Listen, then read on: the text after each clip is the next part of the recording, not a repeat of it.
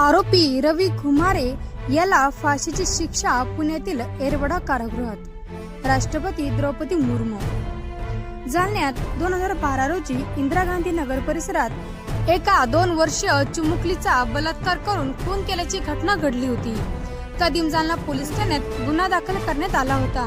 त्या आरोपीवर स्थानिक गुन्हे अन्वेषण विभाग पोलीस निरीक्षक राजेंद्र सिंह गौर, विद्यमान पुणे ग्रामीण उपविभागीय पोलीस अधिकारी यांनी जालना LCB पोलीस निरीक्षक असताना आरोपीला अटक करून कायदेशीर प्रक्रिया पूर्ण करून घुमारे आरोपीस शिक्षा झाली होती। जालना जिल्ह्यातील पोलीस अधीक्षक अजयकुमार बन्सल यांनी माध्यमांशी बोलताना सांगितले की तब्बल 13 वर्षापासून मध्यवर्ती कारागृहात बंदी असलेला घुमारे यांनी भारत देशाचे राष्ट्रपती द्रौपदी मुर्मू यांना दयापत्र लिहिले होते, परंतु माननीय राष्ट्रपती द्रौपदी मुर्मू यांनी रवी अशोक घुमारे याला फाशीची शिक्षा सुनावली आहे।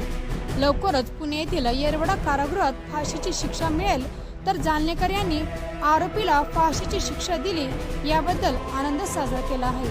Bureau reporter महामाय news. 2012 मध्ये कदीम जालना पोलीस स्टेशन हद्दीत एक घटना घडली होती, ज्यामध्ये 2 वर्षाची मुलीचा बलात्कार करून एका नराधमाने त्याचा मर्डर पण केला होता आणि त्यावेळी मोठा रोष पूर्ण जिल्ह्यात आणि राज्यात उमटला होता। आणि त्या गुन्ह्याचे तपासी अधिकारी श्री राजेंद्र गौर होते, जो सध्या पुणे जिल्ह्यामध्ये DYSP च्या दर्जावर आहे। त्यांनी चांगली तपास केली। त्यावेळेचे SP मोहिते साहेबांनी पाठपुरावा केला, त्यातून त्याला निचली अदालतनी मृत्यूदंडाची शिक्षा देण्यात आली होती।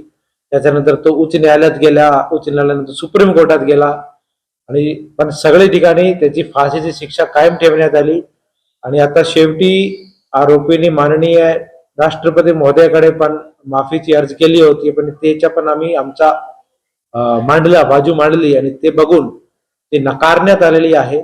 आणि आता त्याला जानेवारी महिन्यामध्ये फाशी देण्याची तारीख निश्चित झालेली आहे। तो आरोपीचं नाव रवी अशोक घुमारे असा या माणसाचं नाव आहे, ज्यांनी हा ड्रॅगन कृत्य केला होता।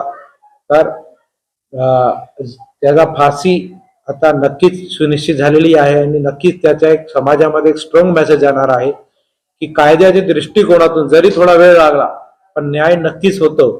आणि त्यासाठी सर्व ज्यांनी पाठपुरावा केला आणि जो आयोग होते, खास कर राजेंद्र गौर साहेब, याच्यासाठी खूप कौतुक आहे।